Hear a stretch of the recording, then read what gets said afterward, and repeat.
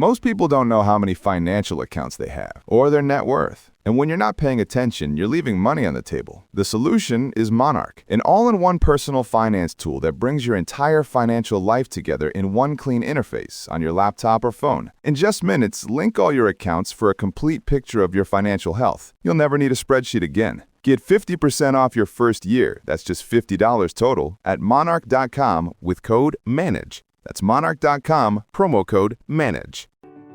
Welcome to Growing Your Team, a podcast designed for small business owners seeking to grow their company with the help of employees and contractors. Your time is limited, which means growing and leveraging teams is essential for business success. The Growing Your Team podcast is the place to learn tips and techniques designed to help you know when it's the right time to hire, how to select perfect fit team members, and how to maximize productivity while creating a positive work environment. Drawing from her 10-plus years of leadership and hiring experience, here is your host, Jamie Van Kuyk. Hello, Jamie Van Kuyk here, and welcome back to the Growing Your Team podcast. Today, I'm going to share with you an experience I had 2 years ago, about a time I hiked a mountain by myself. Well, okay, it was only a short trail on a mountain, but it still was an amazing hike that provided breathtaking views. However, I almost didn't go. And let me tell you, it would have been such a mistake if I didn't go on this hike, but I seriously almost didn't go because a few days earlier, I had a hiking experience that was not so great. One where we ran out of water. It took 3 hours longer than planned, and it had us crossing our fingers that we would see the parking lot with every turn of the trail. It was miserable. It was horrible. It was hot, and we were not prepared. So how would we get into this mess? How would we get onto this, what seemed like a never-ending hike? It was kind of easy. We thought we knew what we were doing, but it turns out we didn't. It all started when my husband decided to go out to Denver for a conference. He asked me to come along, and I said, why not? I would love to see Denver in the fall because I've only ever been out to the Denver area in the winter for skiing. And to make things even better, my niece, who I grew up with her being like a little sister, had recently moved out there, so I was going to get to see her, and because she hadn't started working yet, we would have time to spend together and explore. So we decided that one of the days we would go on a hike. With her being new to the area, and like I said, I've only ever been out to the Denver area to go skiing, we asked her boyfriend, who had lived out there for years, where we should go. He said that we should go to North Table Mountain and take the loop trail. It'd be short, it was easy, and it would be an excellent, beautiful hike. So we were excited for our adventure, and off we went. We planned for the hike to take about 1 hour, maybe an hour and a half at the most, and then we would go get lunch. So neither one of us ate a big meal ahead of time, and we didn't bring any snacks along with us. Well, it was 4 hours. 4 very long, miserable hours before we saw the car again. So what happens to cause an experience that was very different than what we planned? As I mentioned, we assumed that we knew what we were doing. When my niece's boyfriend told us to go to North Table Mountain and hike the loop, we did just that. We found the loop that started at the parking lot and started walking. But we never looked at a map. We never looked around to discover that there were 2 loops on this mountain, a long loop and a short loop.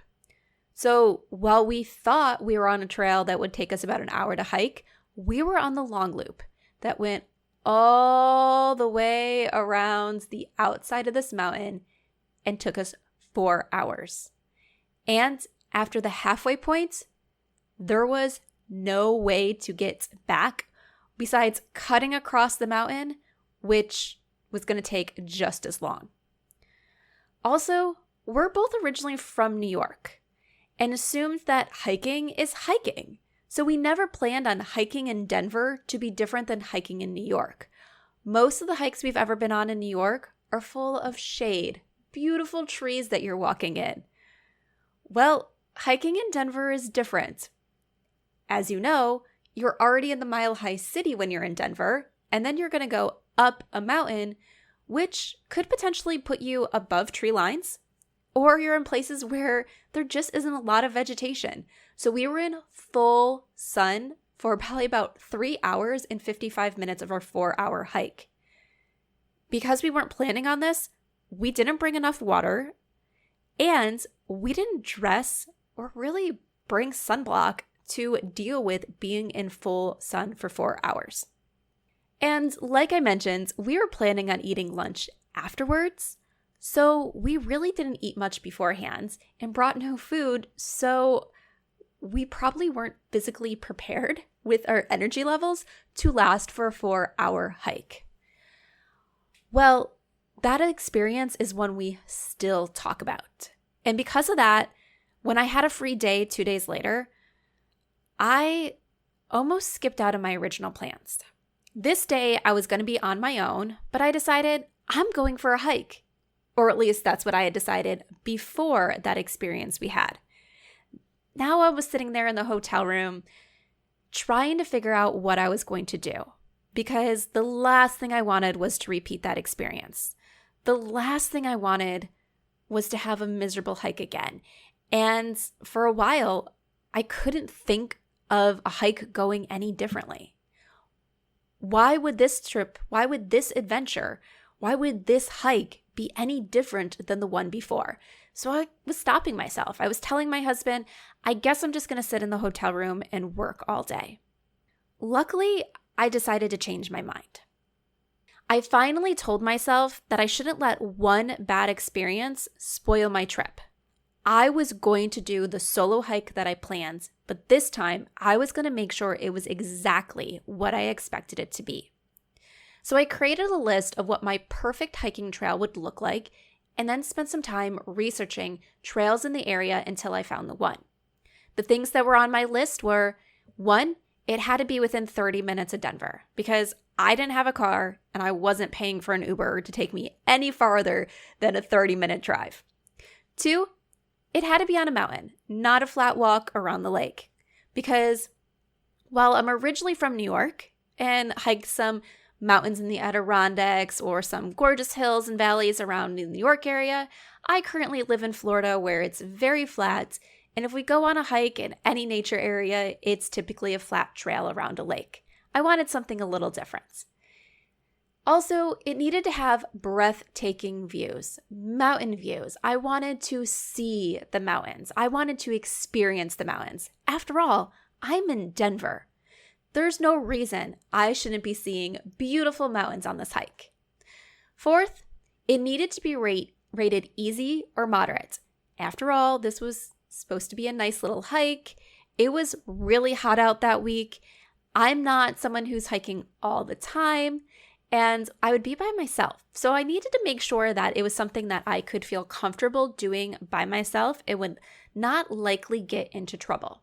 And then the last thing on my list was that it needed to have opportunities for me to stop and easily get back to the beginning, or opportunities for me to get an Uber someplace else and catch a ride home. So that way, if I decided it was too hard, if I decided I wasn't safe hiking alone, if I decided it was too hot out, I could easily get home and not have to continue from start to end with the hike. Because last time, like I said, we were on a loop, and after that halfway point, there was no way to get back except to keep on going.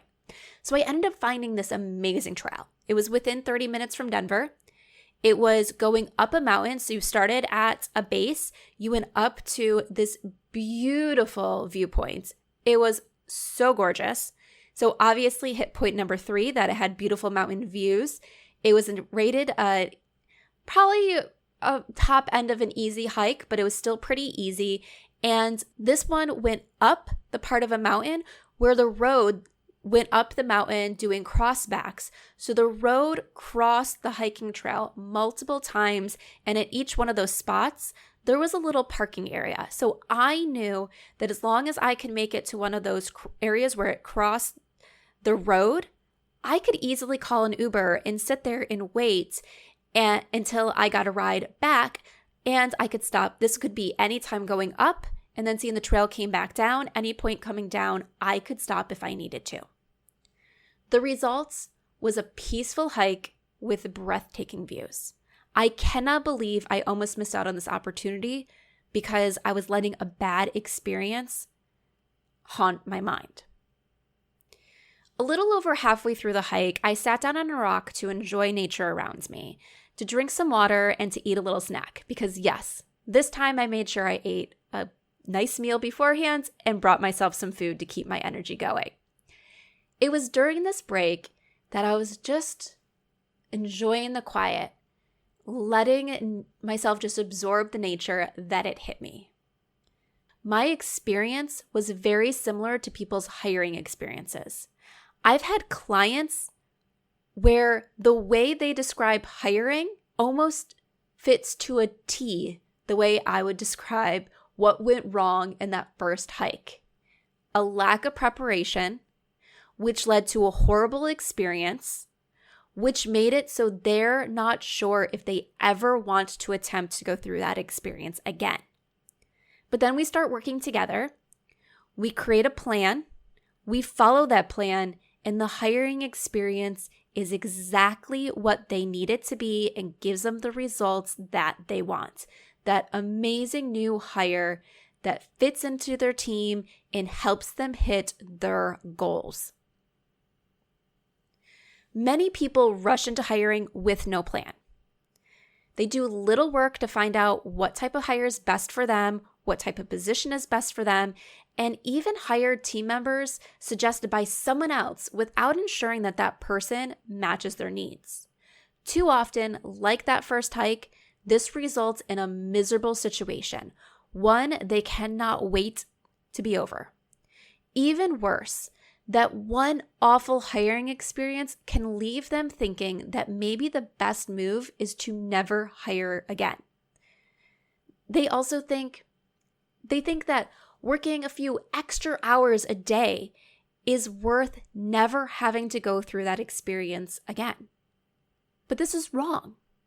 When you take the time to determine what success looks like with a team member and then take the right action to find the team member, the outcomes are more like my second hike, one that is enjoyable, produces exactly what you need, and that you are excited to do again when the time is right.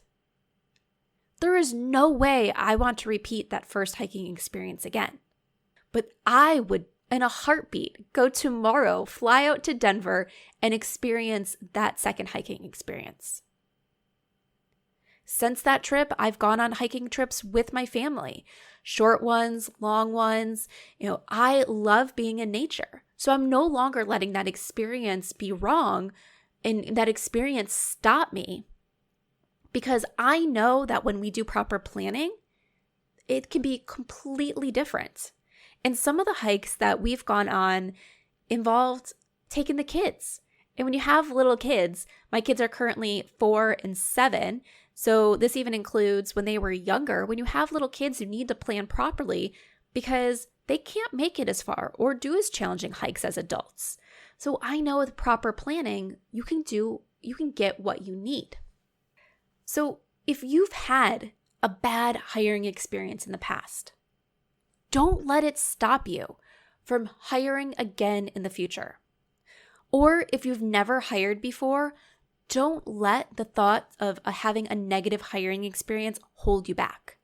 Or don't be scared about other people's negative hiring experiences. Hiring can go so well when you take the right time to prepare, when you know exactly what you're looking for. So if you're ready to have a good hiring experience, if you're ready to know exactly what to look for, each step of the way, to create a job posting that speaks to the right candidates so you're happy with the people that apply, to have a hiring process that allows you to identify which candidates that apply are the right people for your business, then let's talk. Schedule a hiring jumpstart call so we can figure out where you are right now in your hiring process and what the right next steps are. If it's something that I can help you with, we can then take that conversation further. Otherwise, I'll help you direct you to the right next steps so that way you are prepared when it is time for you to hire, when you do need to add that person. Because hiring does not have to be stressful. Hiring does not have to leave a bad taste in your mouth. Hiring shouldn't make you want to never do it again. Hiring should be a positive experience that leads you to the results, the positive, amazing results that you want, the team members that you want, the team members who are going to help move your business forward, support you, do things that make you want to continue growing your business, to continue achieving your goals. And you can have this positive hiring process when you take the right steps. But it all comes down first to knowing what those steps are. So if you're ready to identify the right steps and to figure out exactly what you need to look for in the hiring process and how to execute the hiring process correctly so you get your perfect fit team member, let's schedule your hiring jumpstart call and get you started. Get you on that path to that amazing hiring experience that is nothing but positive. To schedule your free call, go to growingyourteam.com/jumpstart, with jumpstart being one word. So once again, that's growingyourteam.com/jumpstart. Thank you for joining us for this episode of Growing Your Team with your host, Jamie Van Kuyk. Be sure to subscribe and head on over to growingyourteam.com to connect, access the show notes, and discover more ways to hire and leverage your perfect fit team.